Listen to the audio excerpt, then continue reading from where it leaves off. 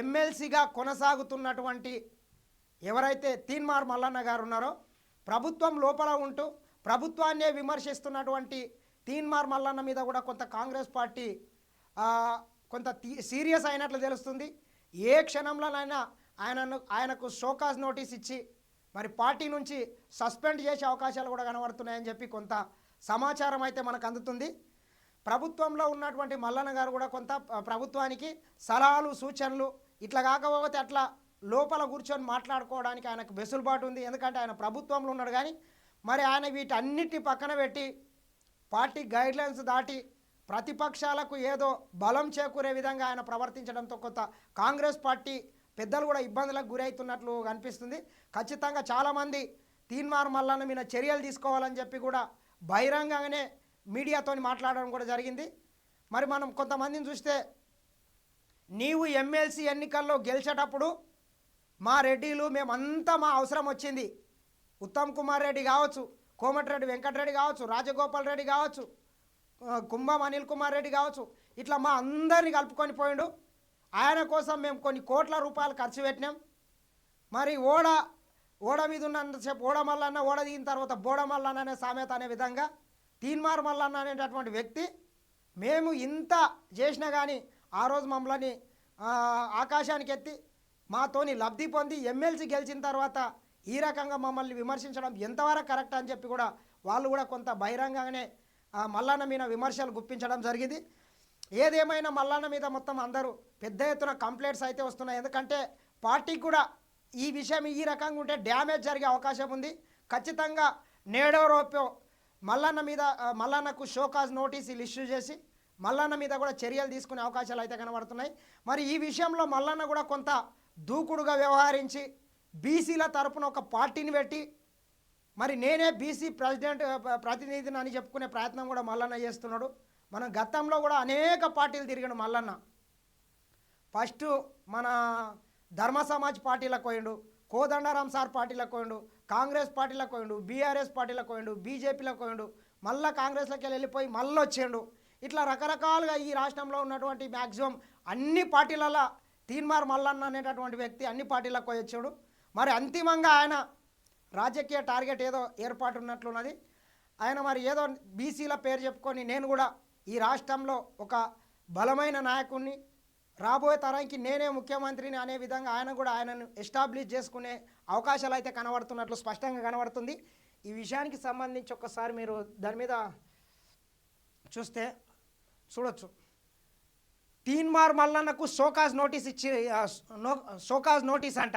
నేడో రేపో ఇవ్వనున్న పీసీసీ కార్యకర్తలు నేతల నుంచి ఫిర్యాదులు, పార్టీ లైన్కు విరుద్ధంగా స్పీచ్లు, టీపీసీసీ సీరియస్ త్వరలో యాక్షన్ అంట.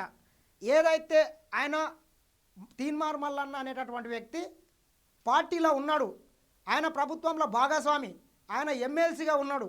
ఏ విషయాన్నైనా ప్రభుత్వంతో కొట్లాడడానికి ఆయనకి అవకాశం ఉంది. నిన్న కూడా చూస్తే మండలిలో కొంత సానుకూలంగానే, మరీ అంత కాకుండా మామూలుగానే మాట్లాడిండు. అన్యాయం జరగకుండా చూడండి బీసీ కులాలకు అని చెప్పిండు. మరి ఏదైతే ఆ మండలిలోకి వెళ్ళిపోయిన తర్వాత ఆయన సొంత ఛానల్లో పోయి ప్రభుత్వం మీద తీవ్ర స్థాయిలో విరుచుకపడ్డాడు.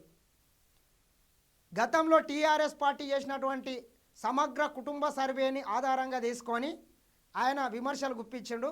ప్రభుత్వం కూడా ఆ సమగ్ర కుటుంబ సర్వే అనేటటువంటిది కల్వకుంట్ల చంద్రశేఖరరావు కుటుంబం కోసం చెప్పుకున్నటువంటి సర్వే, దానికి ఎటువంటి చట్టబద్ధత లేదు. దాని గతంలో అసెంబ్లీలో కూడా వాళ్ళు ప్రవేశపెట్టలేదు, దాని గురించి మాట్లాడలేదు. అది వాళ్ళకు కావాల్సినట్టుగా వాళ్ళు చేసుకున్నారు అని చెప్పి ప్రభుత్వం కూడా దానికి వివరణ అయితే ఇచ్చింది. ఎమ్మెల్సీ తీన్మార్ మల్లన్నపై కాంగ్రెస్ చర్యలు తీసుకోనున్నది. 2 రోజుల్లో నోటీసులు ఇవ్వాలని టీపీసీసీ నిర్ణయించింది.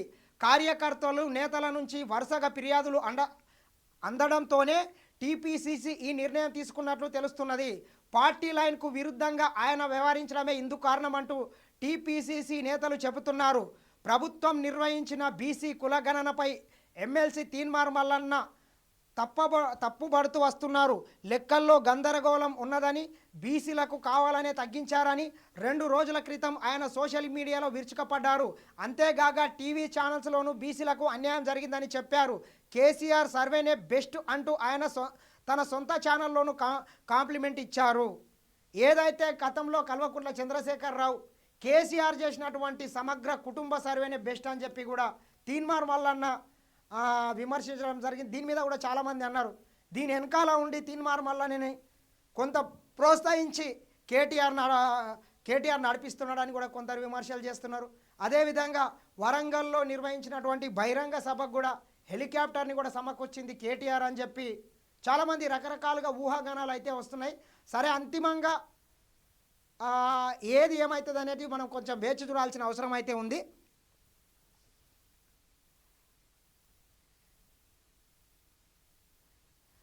మరోవైపు మంగళవారం కౌన్సిల్లో స్టేట్మెంట్ తర్వాత కూడా తీన్మార్ మల్లన్న సరైన స్థాయిలో ప్రభుత్వానికి మద్దతు ఇవ్వలేదు, సర్వే క్లారిటీ లేదని, స్పష్టమైన వివరాలు లేవని స్వయంగా డిప్యూటీ సీఎం ముందే ప్రశ్నించారు. బీసీలకు అన్యాయం జరుగుతుంటే ఊరుకోబోమని కాంగ్రెస్లో స్వేచ్ఛగా ప్రశ్నించే అవకాశం ఉన్నందునే తాను ఇలా మాట్లాడుతున్నానని వ్యాఖ్యానించారు. మల్లన్న మాట్లాడే సమయంలో టీపీసీసీ చీఫ్ పక్కనే ఉండి సైగలు చేస్తున్న మల్లన్న ఇదేమీ పట్టించుకోలేదు. తాను చెప్పాలనుకున్నది సూటిగానే ప్రశ్నించారు. ఇది ప్రతిపక్షాలకు కూడా సభల్లో ప్లస్ అయ్యింది. ఇక గతంలోనూ మంత్రి పొంగులేటిపై మల్లన్న తీవ్ర స్థాయిలో విమర్శించారు.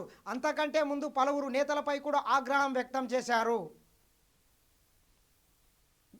మల్లన్న ఇటీవల పొంగులేటి శ్రీనివాసరెడ్డి గారిని కూడా తీవ్ర స్థాయిలో విరుచుకపడ్డారు.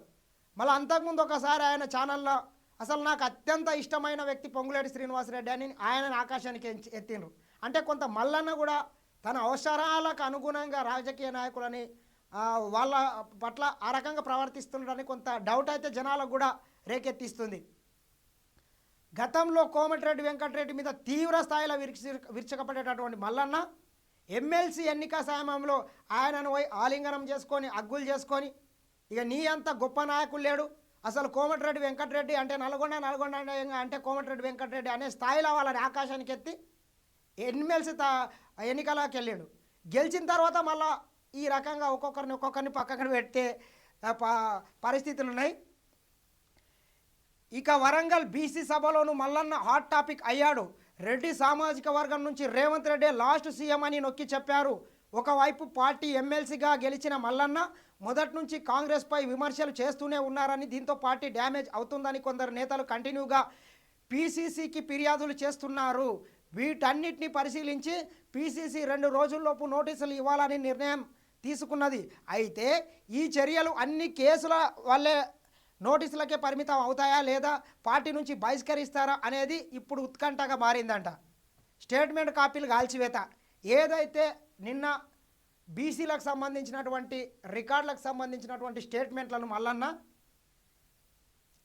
నేరుగా మండలి నుంచి ఆయన ఇంటికి వెళ్ళిపోయి ఆయన ఆఫీస్కి వెళ్ళి క్యూనిస్లా ఆయన వేదికగా ఈ పత్రాలను మొత్తం అక్కడనే తగలబెట్టిండు. 60% పైగా ఉన్న బీసీలను కేవలం 40% చూపించి రాష్ట్ర ప్రభుత్వం ప్రజలను మోసం చేస్తున్నదన్న తీన్మార్ మల్లన్న ఫైర్ అయ్యాడు. అసెంబ్లీ కౌన్సిల్లో తప్పుడు లెక్కలతో స్టేట్మెంట్ ఇచ్చారని విమర్శించారు. ప్రభుత్వం ఇచ్చిన వివరాలన్నీ దొంగ లెక్కలు అంటూ ఆయన సొంత ఛానల్లో ఫైర్ అయ్యారు. అనంతరం స్టేట్మెంట్ కాపీలను కాల్చుతూ ఆయన తన నిరసన వ్యక్తం చేశారు. ప్రభుత్వం ప్రకటించిన స్టేట్మెంట్ను సొంత పార్టీ ఎమ్మెల్సీ విమర్శించడం తప్పుడు పొలిటికల్ వర్గాల్లో హాట్ టాపిక్గా మారింది. సోషల్ మీడియాలో మల్లన్న నిరసన వీడియో ట్రెండింగ్ అయింది. అయితే రాజకీయ పార్టీలు మాత్రం ఎవరికి వారు తమకు అనుకూలంగా ఆ వీడియోను వినియోగిస్తున్నాయి. మల్లన్న నిజంగా నిరసన చేస్తున్నాడా, డైవర్షన్ పాలిటిక్స్లో భాగంగా ఇలా వ్యవహరిస్తున్నారని సామాజిక మాధ్యమాల్లో కామెంట్లు వినిపిస్తున్నాయంట.